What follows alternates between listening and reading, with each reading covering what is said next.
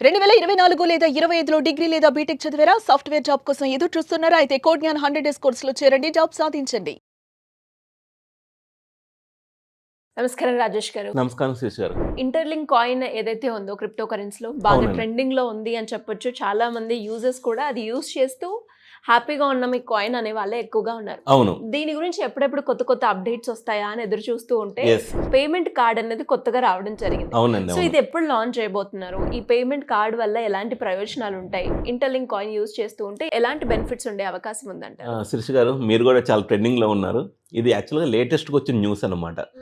మేము ఇంటర్లింక్ నుంచి visa payment card అనేది తేబోతున్నాము. సో ఈ పేమెంట్ కార్డ్ ఏంటంటే 170 కంట్రీస్‌లో మీరు వాడుకోవచ్చు. అంటే ఓహో. మీరు క్రిప్టోతో టాప్అప్ చేసుకోవచ్చు కార్డ్‌ని. అది ఇంగా ఇప్పుడు ఎక్కడైతే ఏ కంట్రీ అయితే ఉందో ఆ కంట్రీస్ సంబంధించి కరెన్సీలుగా ఆటోమేటిక్ కన్వర్ట్ అయిద్దనమాట. ఈ టెక్నాలజీకి వీసా ఇయన్నీ సపోర్ట్ చేస్తుండే. అయితే క్రిప్టోలో కార్డ్స్ అనేది ఉన్నాయి ఎప్పటినుంచో. వీళ్ళు ఎప్పుడైతే ఇంత పెద్ద నెట్వర్క్ ఇంకా కాయిన్ రాకముందే ఇయన్నీ తెస్తున్నారంటే ఫ్యూచర్‌లో చాలా బాగుండబోతుందని ఒక స్టాంప్ అయితే వచ్చేసిందండి. సరే ఇది డిజిటల్ రూపంలో ఉంటదా? ఫిజికల్ రూపంలో ఉంటదా? అనేది ఇంకా అనౌన్స్ చేయాలనమాట. ఇయన్నీ ఎప్పుడు అనౌన్స్ చేస్తారంటే డిసెంబర్ 28న మనకి ఫుల్ ఇన్ఫర్మేషన్ వీటి గురించి రాబోతుంది. ఏంటి డిసెంబర్ 28 అంటే వియత్నాంలో హనాయ్ అనే ఒక ప్లేస్ ఉందండి. అక్కడ ఇంటర్లింక్ రీక్యాప్ ఈవెంట్ అని జరుగుతుందనమాట. సో చాలా పెద్ద ఎత్తున ప్లాన్ చేస్తున్నారు ఆ రీక్యాప్ ఈవెంట్. ఆ యొక్క రీక్యాప్‌లో 2 అనౌన్స్ చేయబోతున్నారండి. ఒకటేమో ఇంటర్లింక్ పేమెంట్ కార్డ్ ఒకటి. కార్డ్ ఉపయోగించి పేమెంట్స్ చేసేటట్లు. ఫ్యూచర్‌లో గనక వెరిఫైడ్ ఐటీఎల్జీ ఉందనుకోండి, ఇంక అందులో నుంచి మనం టాప్అప్ చేసుకొని, అందులో నుంచి కూడా మనకు కావాల్సిన సరుకులు గానీ, మనకు కావాల్సిన ఐటెమ్స్ గానీ, ప్రొడక్ట్స్ గానీ కొనేటట్లు. అండ్ ఇంకోటి డిజిటల్ అసెట్ ట్రెజరీ అని అనుకున్నాం గదండీ!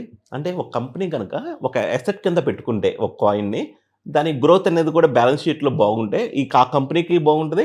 అండ్ సంపోజ్ ఒక కంపెనీ స్టాక్ మార్కెట్‌లో ఉన్న కంపెనీ అసెట్ కింద పెడుతుందంటే దే సీన్ సమ్ విజన్. అంటే దానికి వాళ్ళ పోర్ట్‌ఫోలియోలో పెట్టుకోగలుగుతున్నారంటే ఫ్యూచర్ కనపడింది కాబట్టి పెడతాం. అలా మీరు చూస్తే ట్రెజరీ కంపెనీ అని ఉంది కదండీ! ఇక్కడ డిజిటల్ అనౌన్స్ చేయబోతున్నారు. ఇక మీరు ట్రెజరీ కంపెనీని క్లిక్ చేస్తే ప్రస్తుతానికి ఏం రాలేదు చూసారా? 28వ తారీఖు ఇది అన్లాక్ అయిద్దండి. ఇక్కడ ఎవరు ఎంతమంది ఏ కంపెనీ ఏ హోల్డింగ్ చేసుకుంటున్నారు అనేది పబ్లిక్‌లో రివీల్ చేయబోతున్నారు. ఎప్పుడైతే ఈ ఇన్ఫర్మేషన్ పబ్లిక్‌లోకి వచ్చిందో దాని ట్రస్ట్ అనేది వేరే లెవెల్‌కి ఉంటదండి. ఇప్పుడులాగా ఇంటర్లింక్ మైనింగ్ చేసుకునేవాళ్ళు ఇది లిస్టింగ్‌లోకి వచ్చినప్పుడు చూద్దాంలే. ఇది కూడా వేస్ట్ ప్రాజెక్ట్ తీసేసి పడేసే వాళ్ళు కూడా చాలామంది ఉన్నారు. కానీ ఒకసారి ఇయన్నీ పబ్లిక్ లిమిటెడ్ కంపెనీస్ గనక హోల్డింగ్స్‌లో చూపిస్తే ఆ కంపెనీస్ మంచి మార్కెట్ క్యాప్ ఇయన్నీ ఉన్నాయనుకోండి, తప్పకుండా వాళ్ళ స్టాక్ కొన్న వాళ్ళు కూడా ఈ కాయిన్ కొనడానికి అవకాశం ఉంటుంది కదా! అంటే ఇది 2 విధాలుగా విన్ విన్ సిచ్యువేషన్ అనమాట. సో ఒకటేమో పేమెంట్ కార్డ్, వీసా కార్డ్ రూపంలో రాబోతుంది. ఇంకొకటేమో ట్రెజరీ కంపెనీ అనమాట. ఈ 2 బిగ్గెస్ట్ అప్డేట్స్ అండి. నెక్స్ట్ 28 డిసెంబర్‌న మనకి రివీల్ అవుతున్నాయి. ఆ రివీల్ అయిన తర్వాత నెక్స్ట్ వీడియో అసలు ఆ కంపెనీ ఎవరు? ఎవరైతే మనకి పబ్లిక్ లిమిటెడ్ కంపెనీ ఉంది కదండీ! హోల్డింగ్ చేసుకున్న వాళ్ళెవరు? ఆ కంపెనీ స్ట్రెంత్ ఏంటి? ఏదో ఇది జస్ట్ మ్యానిపులేషన్ కోసం హోల్డ్ చేసుకున్నారా? రియాలిటీ కోసం హోల్డ్ చేసుకున్నారా? అనేది కూడా మనం నెక్స్ట్ వీడియోస్‌లో డిస్కస్ చేద్దాం. అండ్ పేమెంట్ కార్డ్ కూడా అండి. డిజిటల్ కార్డ్, పేమెంట్ కార్డ్ ఒకవేళ అమౌంట్ గనక పెడితే వాళ్ళు, అది అమౌంట్ పెట్టడం వల్ల మీకు కొంతమంది ఏంటంటే అది రీజనబుల్‌గా అయితే తీసుకోవచ్చు. మరి $100 అలా పెడితే అది లాంచ్ అయిన దాకా కాయిన్స్ లాంచ్ అయిన దాకా వెయిట్ చేసి అందులో ప్రాఫిట్ వచ్చిందనుకోండి, అందులో నుంచి బై చేయడం ఉత్తమం. అవకాశం ఉన్న వాళ్ళు ముందే తీసుకుంటారు. బట్ నేను అనేది మైనింగ్ ఇప్పుడు ఫ్రీగానే చేసుకుంటున్నారు కదా! ఏదో వచ్చింది కదా అని కాకుండా అసలు ప్రాజెక్ట్ నుంచి కొంచెం మనం కమ్యూనిటీ ప్రాఫిట్ పొంది ఆ ప్రాఫిట్‌లో నుంచి తీసుకుంటే ఇంకా బాగుంటది. అయితే వీళ్ళు ప్రొడక్ట్స్ ముందే తెస్తున్నారు. మేము కాయిన్ లాంచ్ అయిన తర్వాత ఈ ప్రొడక్ట్స్ వస్తే ఇంకా బాగా గ్రోత్ ఉంటది. సో 2 విధాలుగా ఉన్నాయండి. కత్తికి పదును 2 వైపులు కదా! ఇంటర్లింక్ కూడా 2 వైపులు ఉందనమాట. సో ఎటేపు వెళ్ళిద్దో మనం వేచి చూడాల్సిందే. మాకైతే పబ్లిక్‌లో ఇంకొంచెం ఇన్ఫర్మేషన్ ఎక్కువ తెలుసు. ఏంటంటే వీళ్ళు రీసెంట్‌గా కొంతమంది బ్లాక్ చైన్ డెవలపర్స్‌ని, పీహెచ్‌డీ స్కాలర్స్‌ని రిక్రూట్ చేసుకున్నారండి. అది మాకు ఆ న్యూస్ వచ్చిందనమాట. ఎందుకు అంటే ఇంకొంచెం ఇన్ఫ్రాస్ట్రక్చర్‌ని డెవలప్ చేసుకోవడం కోసం. అది పబ్లిక్‌లో ఇంకా లేదు. బట్ మాకు వచ్చిన ఇన్ఫర్మేషన్ ఏంటంటే కొంచెం పెద్ద అమౌంటే వాళ్ళకి పే చేస్తున్నారు. సో దానివల్ల ఏమైద్దంటే ఇంత ఘనంగా డెవలప్‌మెంట్ జరుగుతుంది కాబట్టి ఇంకొంచెం దీని యొక్క స్కేల్ అప్ అవ్వడానికి ఇంకా ఛాన్స్ ఉంది. బ్లాక్ చైన్ అనేది ఇప్పుడు ఆర్ట్ ఆఫ్ ద టాపిక్ యాక్చువల్‌గా. ఆర్టిఫిషియల్ ఇంటెలిజెన్స్, బ్లాక్ చైన్ ఇయన్నీ కలిస్తే ఫ్యూచర్ నెక్స్ట్ 10-15 ఇయర్స్ అదే ఉండబోతుంది.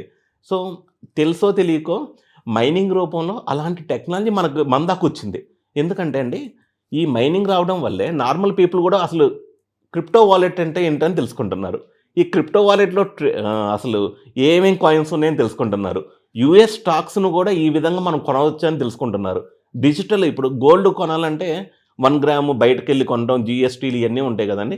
మనకి ఆన్‌లైన్‌లో 0.1 అంటే మనకి కొంచెం ఒక రూ. 100 ఉందనుకోండి.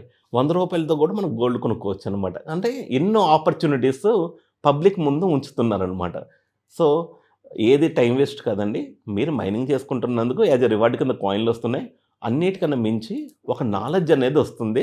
ఈ నాలెడ్జ్‌ని మాత్రం ఒడిసి పట్టుకోండి. డెఫినిట్‌గా ఫ్యూచర్ అనేది బాగుండబోతుంది. అందరం ఇంటర్‌లింక్ మైనర్స్ అందరూ సెలబ్రేట్ చేసుకునే రోజు అతి తొందరలో ఉందని నా స్ట్రాంగ్ ఫీలింగ్ శిరీష గారు. థ్యాంక్ యూ అండి. Thank you so much. Thank you madam.